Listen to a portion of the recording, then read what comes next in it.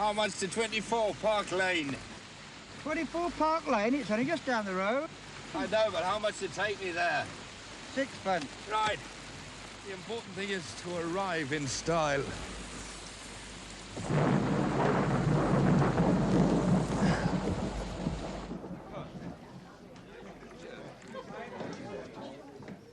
My dear. Plenty will think we're sweethearts. We are. So now you know. Thank you. Of all things, eh? Crowding the place in the afternoon. A man in your position is expected to entertain. Dinners when it... who's this? Lady Laura Standish. Lady Laura. Mr. Lady Kennedy. Laura. Lady Glencora. Kennedy. Palliser? Dinners for a few friends, now aren't they? That'd be quite enough.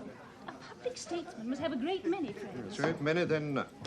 Mr. Monk, I don't think you've met my wife, Lady Glencora. Mr. Monk? Lady Glencora. Oh, Barrington. Barrington. See, if it wasn't for this affair, now, you could be upstairs with the baby. Plant, I was with the baby the whole morning until he was sick of the sight of it. Lady Glencora. Ah, Mr. Fitzgibbon. That is that, Mr. Fitzgibbon. And apart from anything else, I should be at work. You are at work. Madame Goesler. Mr. Palliser. Madame Goesler. Heaven's sakes, Plantagenet, smile. This is not your funeral. It's the very first party you're giving as Chancellor of the Exchequer.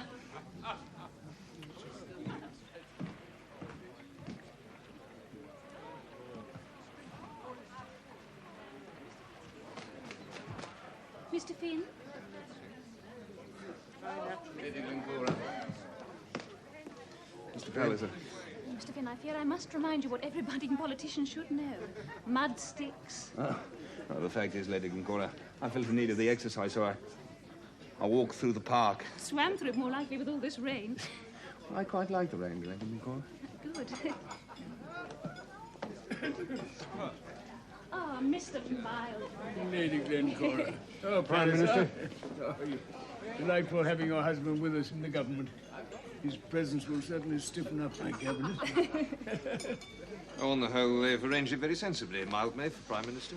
To judge by the look of him, it'll be for the last time. Not a bad thing, perhaps. Mildmay had been eager for reform in his day, but he never put through the secret ballot. Thank heavens for that. What have you got against the ballot? It's so damn sneaky. People want it. Large number of radicals in the party want it. Do they, though? Well, there's Mr. Monk over there. Now, he's radical enough for 10. He wouldn't touch the ballot with a punch bill. Nor with the Duke of St. Bungay. And what about Planty Powell, All Mr. Palliser is interested in is his tenpenny shilling. Most rewarding. Ah, my dear. Well, Planty, what will it be like being Chancellor under Mildmay? He won't interfere with me very much. He won't encourage me very much. Oh, Mr. Mildmay comes from a generation that takes money for granted. Well, he might not be too pleased to wake up one morning and find he lost 2 pennies out of every shilling.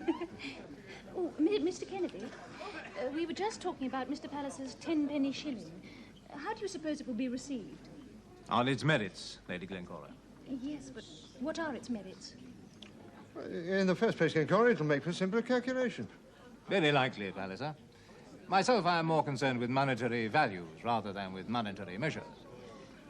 Tea. Thank you. Smile. The man has absolutely no imagination, that's why. Barrington, why haven't they given Kennedy anything? After all, he's right behind this government. He refused to accept office, although he supports us. He likes to preserve his independence. Sure, he'd pull his money out from under him, he wouldn't find much independence. Barrington, could I... Mr. Monk, Fitzgibbon, though, was saying you wouldn't support the secret ballot. That's not true, is it? Yes, one thing at a time, Mr. Finn. We must broaden the suffrage first. Excuse us. I told you, he was against it. Only for the time being, I think. Tell me, Barrington, what do you make of that young man? He's in a hurry, is Master Finn. Yes, I suppose so, but he's Irish, and the Irish always like to ride fast. I like a man to ride a straight course. So he may do. One thing at least is certain. Phineas Finn has got bottom. Phineas Finn has got what? Bottom, Palliser, an equestrian expression for a determined rider. Oh, indeed. Well, surely a lot depends on a man's mount. What has Finn got to carry him on his way? Brains and charm. Yes, but no money. that's for sure. Although he could find some, if he chose to look about him. I must say, Lady Glenn's put on a damn good show for her first do in London. Asked all the right people, too. Rather too much cake, though. I must tell her to get more sandwiches. Mr. Longstaff? Madam Max. And I'm sure you remember. Yes, of course I remember. Phineas Finn. Well, gentlemen, here we are back in London with a new government and great things to be done. Not too many things, I hope. Oh, for shame, Mr. Longstaff. We are all reformers here. Mr. Finn is burning to do great things, are you not, Mr. Finn?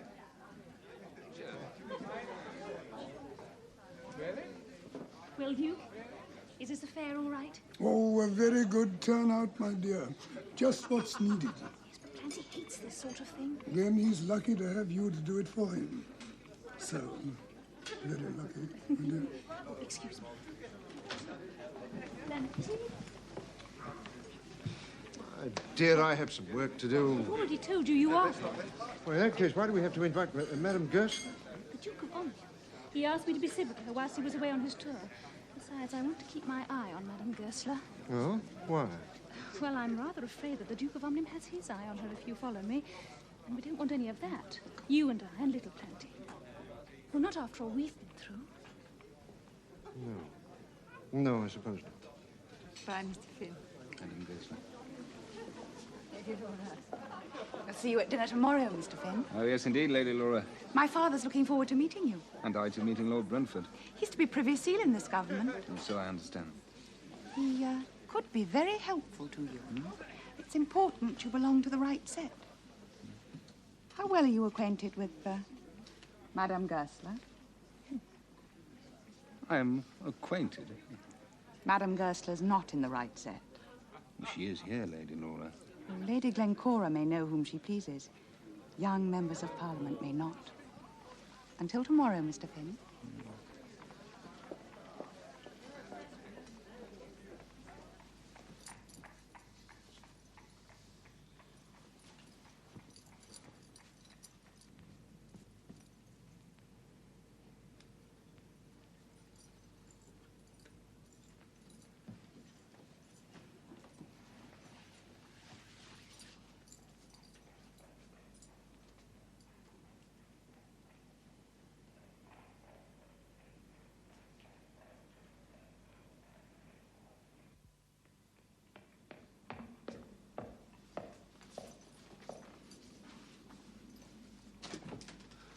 Oh, Mr. Phineas, I've just made you some beef tea.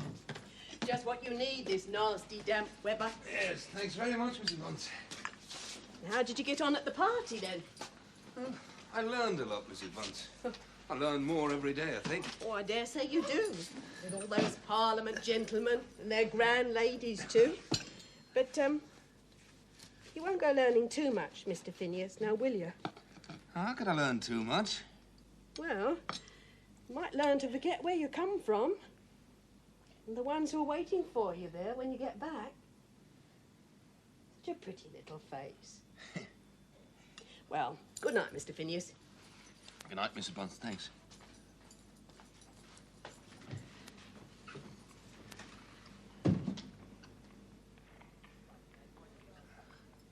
Dinner party at Brentford's tonight, I hear. Why ain't you there, Barrington? Yes, well, You were always a favourite of Lady Laura's. well, this dining about is all very well, but I suppose somebody has to go to the house. And why ain't you at the house? Because there's nothing at the house worth hearing tonight. Then why ain't you at Brentford's? Well, to tell you the truth, Dolly, I'm sick and tired of seeing my cousin Laura make a fuss of Phineas Finn. Jealous? No, Dolly. Just rather surfeited with glutinous Irish charm. I know what you mean, Barrington. The fact is, there's such a lot of the fellow. He takes a huge size in boots, and even then he's getting far too big for them. A new government elected like this one without a general election must be given quite as much time to look about it as if there'd been a dissolution. Brentford, we are the representatives of the people. We have duties which must and should be discharged at all times. That is whether there be a dissolution My or dear not. friend, you oversimplify. Father, this is Mr. Phineas Finn. How do you do? Lord Brentford. And Mr. Fitzgibbon. Hello, sir. Nice to see you. Everyone else I think you know, except my friend, Miss Violet Effingham. Miss Effingham. I don't think you've been here before, Mr. Finn. No, Miss Effingham. Well, you'll find us all very easy, will you not, Laura? Provided you agree with our every word about politics. Mr. Finn? Excuse me. Lord Brentford. I was just saying before you arrived, Mr. Finn, I doubt if Mr. Mildmay will attempt anything much for the rest of the session. He has until July, my lord. A useful period for consolidation. By which you mean sheer idleness. And now Mr. Palliser has at least 20 schemes for financial reform, all of them mature. Cora. And unless you let him bring in some 10 or 12 of them at once, he'll break his heart among you. I'm sure Mr. Palliser can bide until next February. Mr. Palliser will burst before next February. The truth is, you all of you spend far too little time in the house. Yes, well, you leave it in early July and you don't come back until it's nearly spring. Well, the fellow needs a rest, Lady Glenn. If we saw much more of each other in the house, we'd be cutting each other's throats. Your fellow does not need a rest of over 6 months, Mr. Fitzgibbon. But think of all the legislation you could compass in an autumn session. Sitting in autumn? How do you expect gentlemen to be absent from their estates at that time of year? I think Miss Effingham is right. A lot could be accomplished in an autumn session. You know, that's the fault of you young men. You're always wanting to accomplish something. Oh, I can't say I've noticed it. Well, the men in the house seem to me to be exactly like sheep. Well, they're perfectly content to loiter through the same gate into the same field and munch the grass until it's time to loiter out again.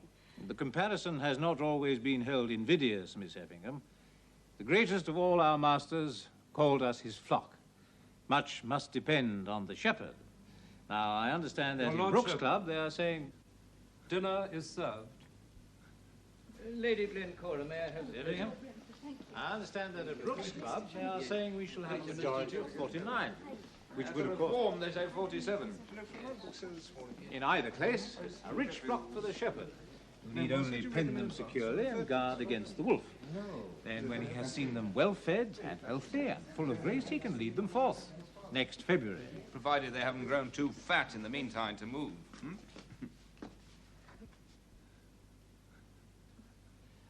Does anyone think of a 70 but Mildmay? You see, I heard he saw his physicians this morning. He's not been well these past months. But seriously? Well, I heard... Mr. Finn?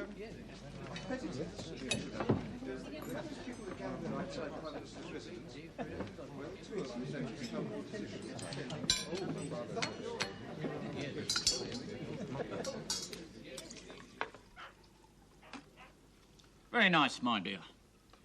And out to do with a mouthful of cheese. Oh, you could you? Yep. Well, there ain't none. Why not? Because the money that would have bought it has been given away, Mr. Bunce. Given away by you to that dratty trade union. Oh, and it pays a shilling a week. Yeah, well, that's a shilling a week less to feed your belly with. You can't have it both ways. Mr. Finn keeps getting beef tea. Yes, what he pays for as a lodger. Yeah, and he don't pay so regular neither. Oh, never you mind about him. He pays regular enough, Mr. Finn does. Anyway, don't go fraying his money away on no trade union. You'll be hearing about them before long. They all will. That Parliament lot. Oh, do hold your silly tongue, Bunce. Leave all them politics to your betters. Like your precious Mr. Phineas, I suppose. Don't you go sneering at him either. He's a good, kind, gentle boy. And he's made his own way to where he is. Yes, he's made his own way fair and square. So far. But it all depends, my dear, on what direction he takes now. Does he do his duty and follow his conscience?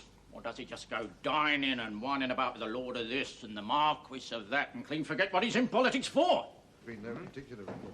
No. I tell you why, I would like some preliminary discussion at Decimal Council before the end of the session. Well, as Chancellor, you'll have a lot on your hands. Perhaps after the launching of the new reform bill. Timing on a measure of that kind is going to be crucial. I think you might be well advised. Where do you stay? In London, Miss Effingham? Oh, in this house as often as not. You see, Mr. Finn, I am an orphan. My father was a dear friend of Lord Brentford's. Ah, Lord Brentford is your guardian, perhaps. No, unfortunately not. No, my guardian is an aunt. When she decides it is time to disoblige me, she'll come up to London and insist that I stay with her. A dragon indeed. And where is St. George, one asks oneself?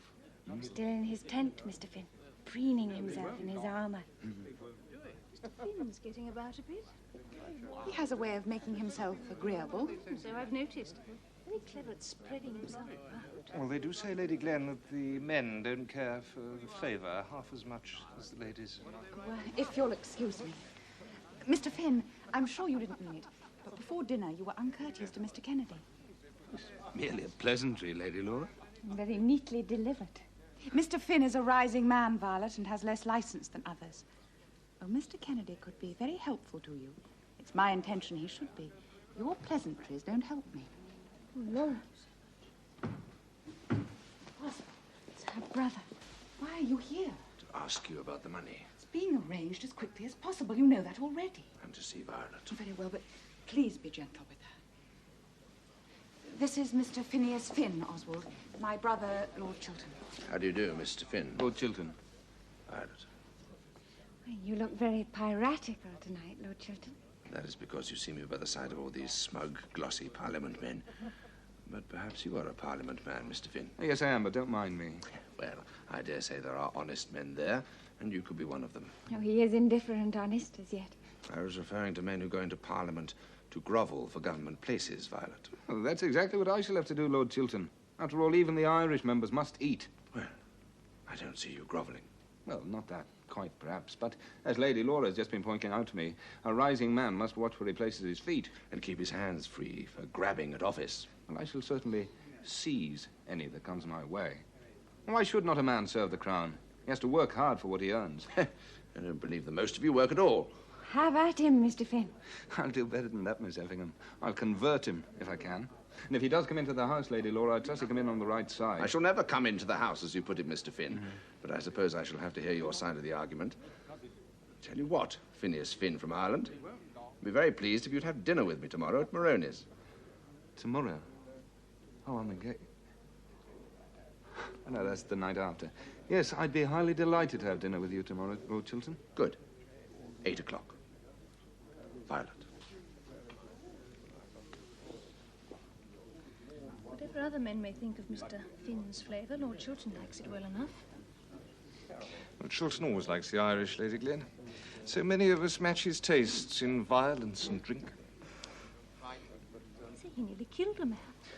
I have something very important to say to you. Come with me to the library. Oh, no, not tonight, Lord Chiltern. Come with me. Oh, no. Oswald, let her be, please. Good night, Laura. Let me know when something happens about the money. Good night, Mr. Finn. We shall have a capital dinner tomorrow at Moroni's.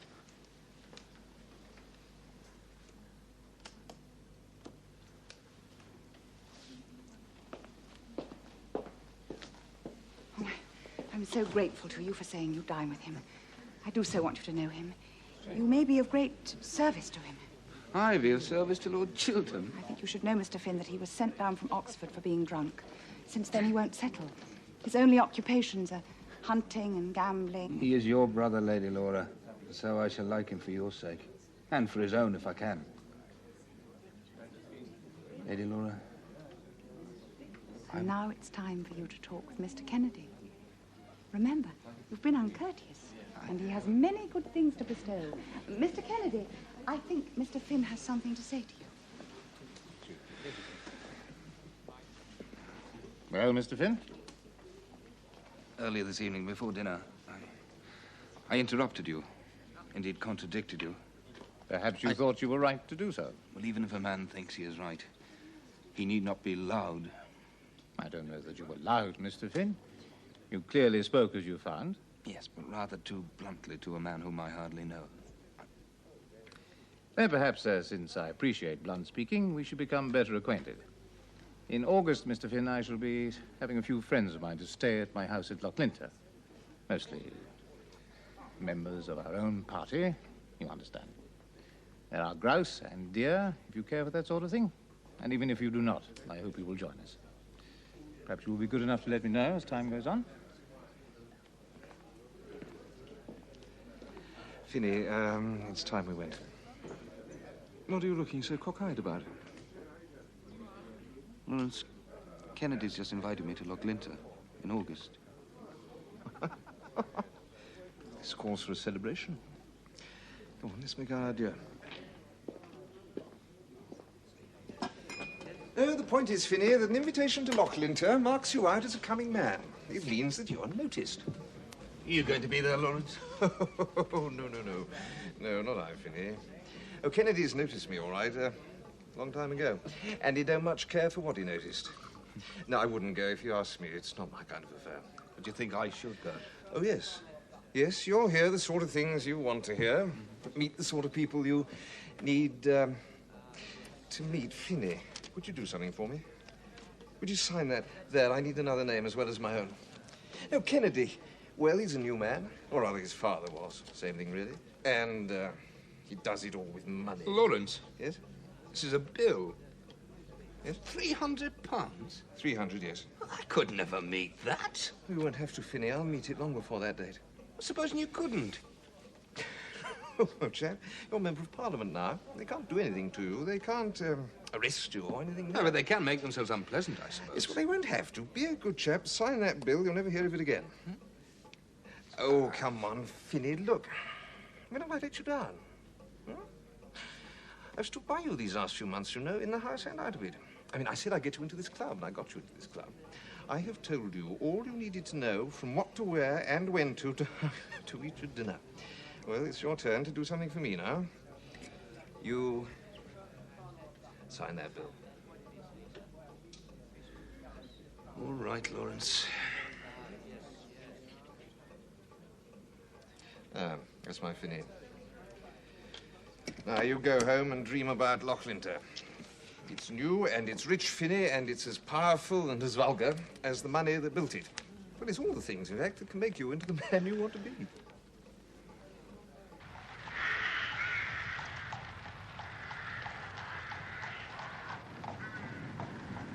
Lochlinter. Oh, thank you for telling me. I mightn't have noticed.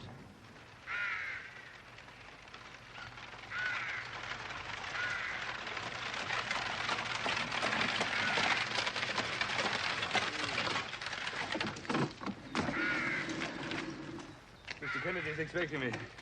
Mr. Finn. The laird's on the hill, sir, by the folly. And, Lady Laura Standish. I believe she is with him, sir.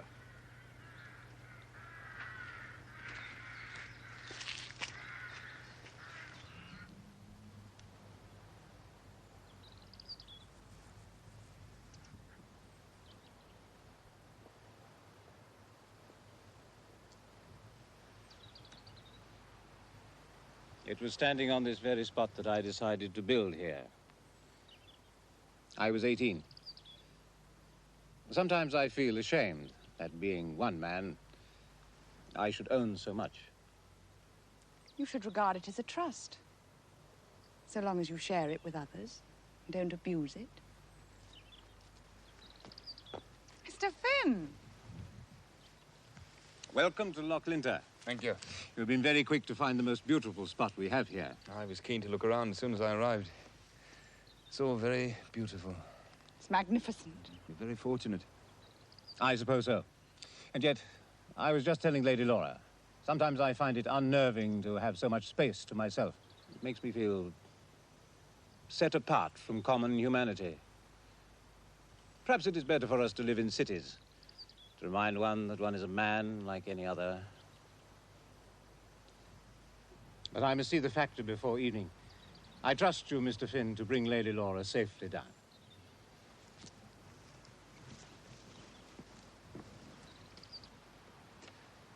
I think on the whole he's as good a man as I know. He would share your opinion. You will not make me change it. He's thoughtful, high-principled. He can afford to be. Oh, he uses his money with method and purpose. As any prudent man of middle age should. Do not decry prudence, Mr. Finn, when I think of what the lack of it has done for Oswald. Though he's been much quieter since he's known you.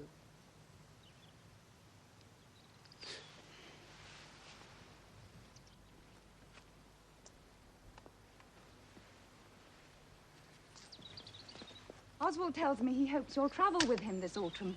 I'm afraid I'll have to disappoint him. To be honest, I haven't got the money. I like your honesty. though I'm sorry for Oswald's sake. And I sympathise with you in your situation. For myself at this time, a £10 note would be riches. Never mind. While we're here, we can think ourselves as rich as Mr. Kennedy himself. At this moment, I count myself far, far richer. Laura. It's time to go and change, Mr. Finn. I'm afraid you will find my politics very trying, Mr. Earl. On the contrary, Madam Max, I find your ideas most stimulating. We're all agreed, then, that from time to time we must make graceful concessions to the people in order to be able to survive as its rulers. Concessions are obviously necessary. The question remains, however, how much in the long run shall we have to concede? Yes. Brentford, how much? Enough to keep the people contented and obedient. I would have stopped at contented. How much is that? Well, some would say everything. The British people have never been greedy, as provided its masters are open-handed. Bread and circuses, Palliser. Oh, Max, bread and butter, jam. Well, it is fairly earned. People want more than jam, they want justice. Which means making men and women all equal. You've grown very advanced, Lady Claire. Yes, well, I've been getting it all up. Ask Mr. Monk. Mr. Monk, if we liberals really mean what we say, then is not equality the basis of our political theory? Even in your charming company, Lady Glencora, I dare not go as far as that. That's because you're in the cabinet and you must be discreet. Let's ask Mr. Finn. Yes. We liberals may lessen inequality by lessening differences in wealth and privilege, but that only applies to material things. You can't bring down a noble nature to the level of a base one, nor can you raise a coward to be a brave man. You're becoming quite the statesman, Mr. Finn. That's mate, I think. A fine example of Sicilian defence. It's growing cold out here, I fancy. Shall we move indoors? Yeah. I don't want to catch a chill. This keen Scottish night air, like champagne. I agree, Finn, with what you said. Equality can only be achieved in material terms. But it does not do to hurry the process too much. This coming from you, Mr. Monk? Yes, Finn, from me. If a person gets too much too quickly, they become confused. Result? Chaos. Just as well for Lady Glencora, perhaps. Gives her a chance, despite her advanced theories, to hold on to her wealth for a while. Mr. Finn wants it all ways. He's anxious to enjoy the benefits that the party can bestow upon him, and yet he is reluctant to accept the discipline upon which we must insist. He is young and restless, Mr. Earl. I think you will find he will settle down.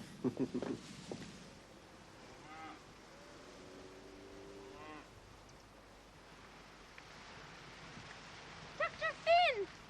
Dr. Finn! Dr. Finn! Ah, good day to you, Mary. What news? What news of Phineas, Dr. Finn? Has he not written to you, Mary? Not for some time. I read in the paper he was going to stay in some castle in Scotland. Oh, aye. Loch Linta. The Chancellor of the Exchequer's there, Mary. Another big man. And ladies? No, well, no, I wouldn't be knowing about that, Mary. Now, Phineas is there for the politics, I think. A lot of the politics is done away from Parliament, you know, in great houses like this one. It's good that Phineas is asked there. He'll make important friends. Has he no friends here in Ireland, then? Oh, no, he'll be coming home here soon enough. And then for the whole autumn until Parliament begins again in February. Will you be pleased to see him, Mary? Yes. But will he have changed at all? Well, he'll know more about the world. He'll be having some news to tell us. We could do with hearing something new in Killaloe, now could we not? We do very well as we are, I think. If you write to him, Doctor, tell Phineas good wishes from Mary Flood. Oh, I'll not be writing to him again before he gets home, Mary. You may give me your wishes then. Welcome. Come on, go. And so I had the problem, Phineas, whether to accept office when it was offered to me this time, or to remain independent. Independence, if you can afford it, must be very pleasant. Independent opposition are all fine things. But I took office because only in office can a man get his ideas through. Mr. Monk? Oh, Mr. Finn, at last. You have neglected me most cruelly since we have been here. I'm sure I didn't mean to, Madam Max. Excuse me. This is all so new to me. There's been so much to do. And to look at? It's all right. I understand. I forgive you. But our time at Loch Linta is nearly over now. Where do you go from here? To Ireland. To my parents at Killaloe. I go to Vienna. I have business there, you see. Austria is very beautiful in the autumn, Mr. Finn. Have you never thought of traveling further than Killaloe? Oh, I have. To Italy, perhaps? Then north to Venice? Perhaps on to Vienna? I had thought of doing something of the kind with my friend, Lord Chiltern, but I haven't got the money for it. Ah. Mr. Finn, might I perhaps... I must beg you to excuse me, Madame Max. Lady Laura.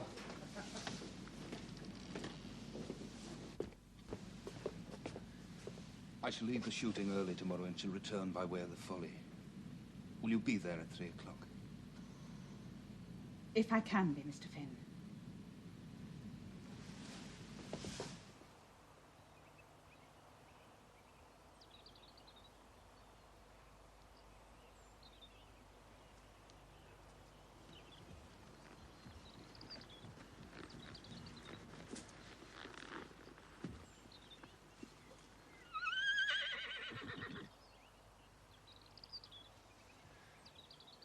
Very prompt, Lady Laura. So are you, Mr. Finn. It's a long way from where you were shooting, I think. Mr. Kennedy found me the pony. His kindness has conquered me at last. I'm very glad to hear it. Lady Laura, I've something to say to you, and I particularly want to say it here. And I have something to say to you, Mr. Finn, which I think I'd better say first. Last night, I accepted an offer of marriage from Mr. Kennedy.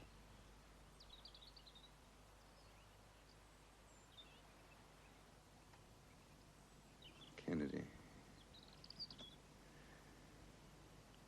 And I'm too late. Mr. Finn, won't you wish me joy? Only wish me joy, and all will be pleasant between us.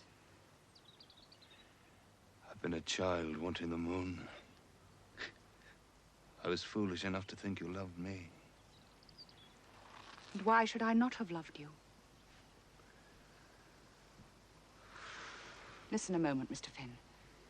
A few weeks ago, I paid Oswald's debts. All my own money's now gone, and I've had to make up my mind that I can't allow myself the freedom of choice that would otherwise have belonged to me. Do I make myself plain? How can I answer? You can tell me that from now on, I may regard you as a dear friend of my own and of my husband. Husband? Stop, Mr. Finn. I'll not have you unkind to me, or uncourteous to Mr. Kennedy. Very well. Allow me to wish you great joy, Lady Laura. You and Mr. Kennedy both.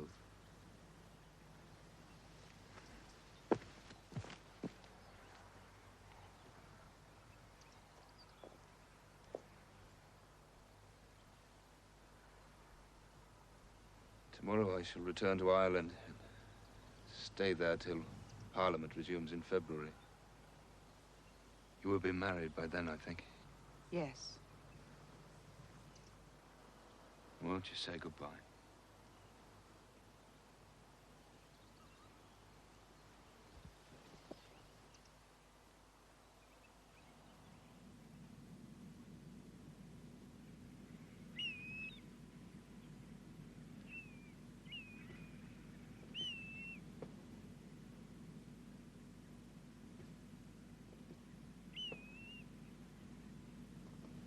You are thoughtful, Laura.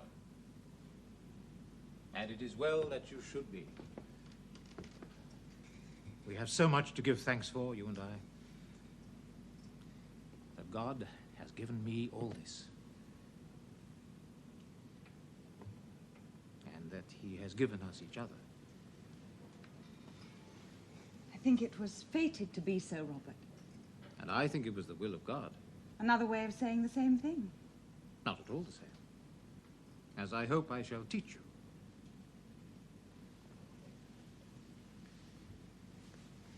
Laura, Mr. Finn was anxious to leave the shooting early today to see you, he said. And you very kindly found him a pony. It was about Chiltern. And what was there to say about Chiltern? I was able to comfort Mr. Finn, to reassure him, that is, that all is now well with Chiltern about money. Need that concern Mr. Finn? Well, Mr. Finn's been a good friend to Chiltern, I owe him confidence and gratitude. And as you love me, don't you owe him the same? As you wish, Laura.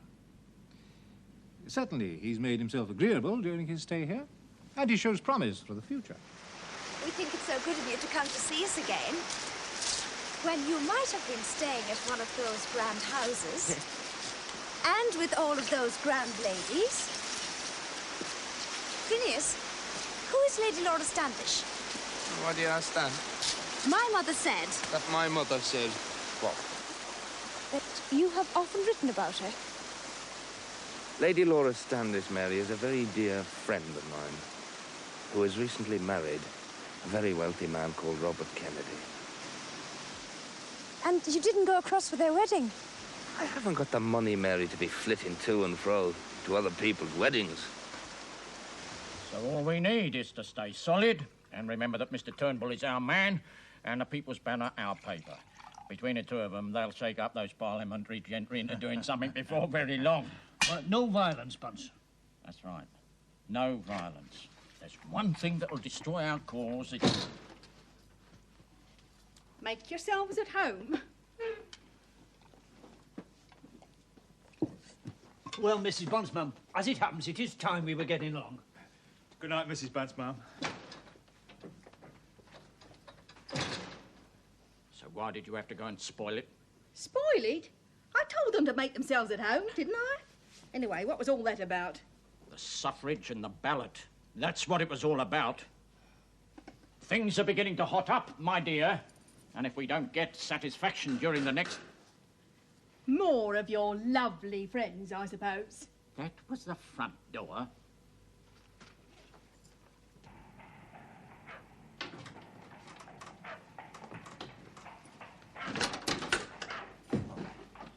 Mr. and Mrs. Bunce, I believe. What's that to you? Well, it ain't nothing to me. Say we've got a lodger, Mr. Phineas Finn, MP. Well, what was you wanting with Mr. Finn? Just come in, if I may be so bold. Oh, now, just a minute, Mr. It's a matter of a piece of paper he signed some months ago. Yes, the son's so small that it's maybe slipped his memory. I'm here to advise him. Well, you'll have to keep him reminding till he's back in London. When will that be? Oh, when Parliament starts. Oh, look, I fancy, Robert, this, if it's all the same to you. Is it very bad, Mr. Clarkson? Yeah, very bad. If it ain't seen too soon. Thank you very much. Yeah.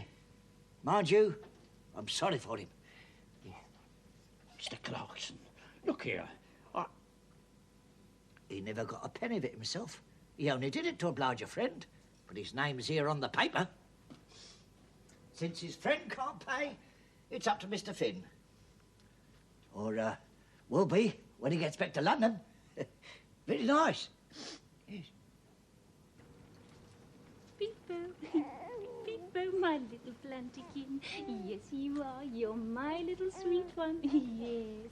And we're back in London, and your papa is so busy and important, making tax reforms and telling the Queen what to do with her money. With her money, yes. I fear it will be a long time before I can do that. Why, Planty, have you got the afternoon off? No. The House doesn't sit today. I have some ministers to see it sit. Uh-huh. Oh, well, I hope you'll please the ministers more than you please little Planty. There, sweetheart, it's only your papa. He can't help looking stern because he's the Chancellor of the Exchequer. I think a little sternness is going to be needed. Ministers are not children, my dear, but sometimes they behave like them. Oh, we've had time enough to think. Oh, now we've got to act. Yes, well, I'm sure you will have your way, Planty. You only need to look at the ministers and they'll all start crying their eyes out. Yes, and what is more, Oh, Corey, you're a goose.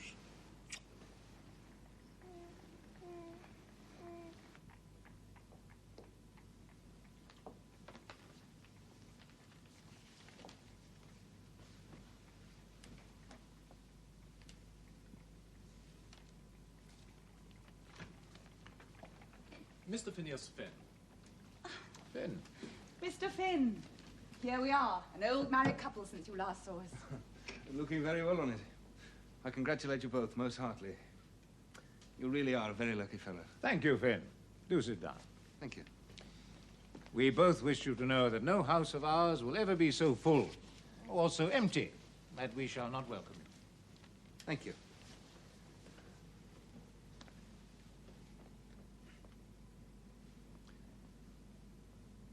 How was the wedding tour? It was short. We were both eager to be in London when Parliament resumed. Tell me, Finn, how do you see things going on in the house? It will mainly... Ah, Miss Effingham. How is the dragon? Oh, my Aunt Baldock is still devouring the people down on her estates, so I am free to stay here. I suppose it's settled, Mr. Finn, we're to have a reform bill. Oh, yes, that's a matter of course. And the ballot? Oh, my May will never agree to the ballot. Neither will Palliser nor the Duke of St. Bunga. But Mr. Monk? Mr. Monk, too, is opposed to it.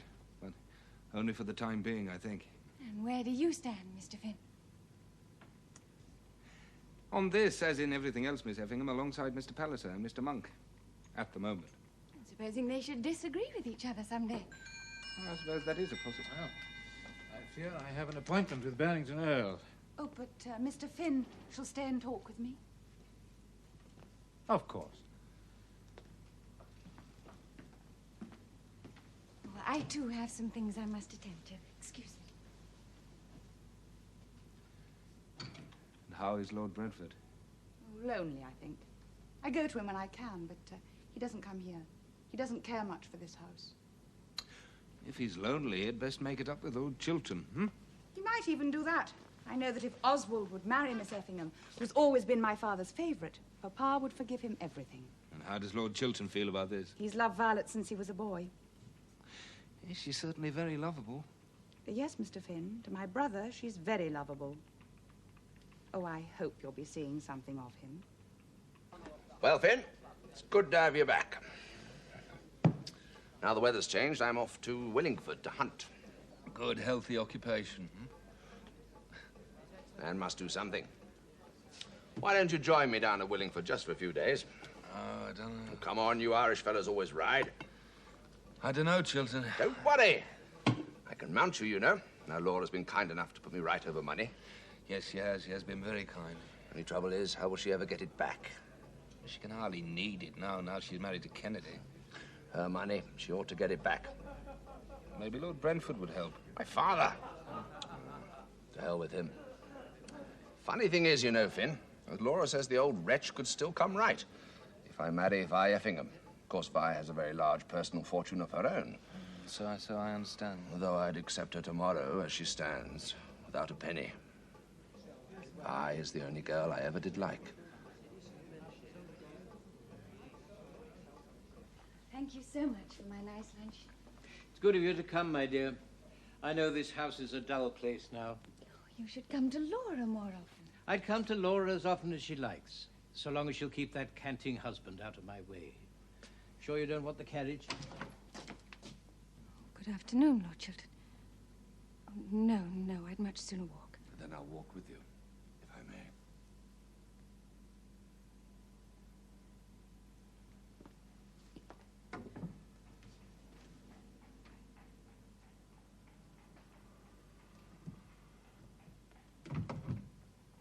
Stay a while.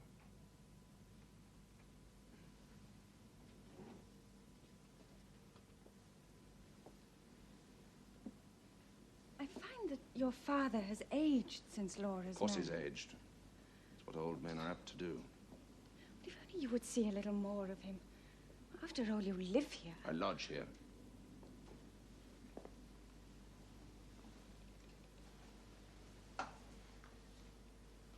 Tell you what it is, Violet.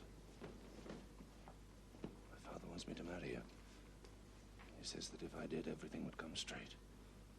Well, then, as far as that goes, Lord Chiltern, things will have to stay crooked.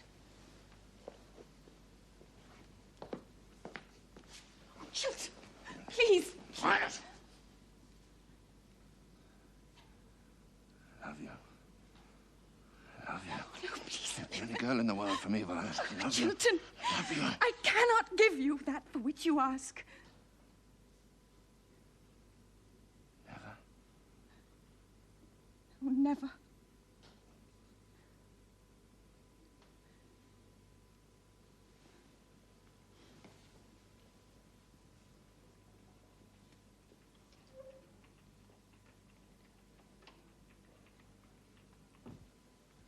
And so, Mr. Speaker, sir, let me conclude by urging that, urgent although reform may be in certain fields, on the... Oh, urgent and urging is no good. So, Mr. Speaker, sir, let me conclude by urging that, pressing although reform may be in certain fields... Don't you forget Mr. Turnbull and the People's Banner. Good night. Pressing although reform may be in certain fields... Bunce! Bunce! Leave Mr. Phineas alone. He's trying to prepare his maiden speech. I don't care what he's doing. You call yourself a radical? I'm going to radical him.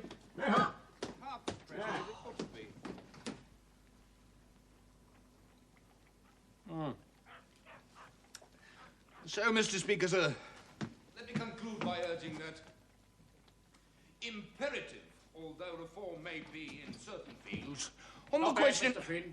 Imperative. How about overdue while you're about it? I'm very busy now, Mr. Bunce. I don't much like the sound of that word, although. Sounds as though you're after reasons for delay. Delay in some reforms, certainly, Mr. Bunce. Like the ballot, I suppose? Possibly. Now, on behalf of the labouring classes, I'm warning you, Mr. Finn, that unless Parliament goes along... You're what, Mr. Bunce?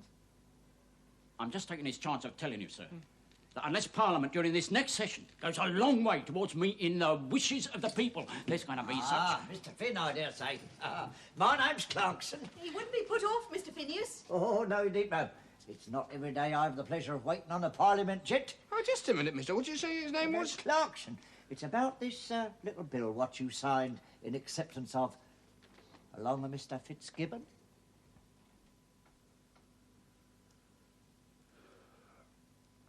Thank you, Mrs. Bunce. Bunce. I'll just venture to take a chair, if I may. Now then, let's see. £300. Oh, dear. Dear me. December this was due. Here we are, nearly in March. Yes, I do like my jets to be punctual, Mr. Finn. Be punctual, I always say it. I'll do anything for you in my way. If you don't mind, Mr. Clarkson, I'll tend to my own fire. Mr. Clarkson, Mr. Fitzgibbon had that money. He must redeem that bill. Now, as to Mr. Fitzgibbon, sir, he's one of the nicest gents you'd ever care to meet. As you say, he never was punctual. Not at the best of times. Now that he finds himself, well, embarrassed by the bill, I've had to bring it along to you. I never had a shilling. Now, I shall go to Mr. Fitzgibbon and demand that he make arrangements. You do that, sir. And the best of Irish luck. And when shall I have the pleasure of calling on you again to know what arrangements are made? No, perhaps I'd better write to you. I'll call on Sunday. Not Sunday, Mr. Clarkson. Oh, you Parliament gents ain't usually particular about Sundays, especially you Catholics. Mr. Clarkson. It's a very cosy place you got here. I shall enjoy coming here again, honestly.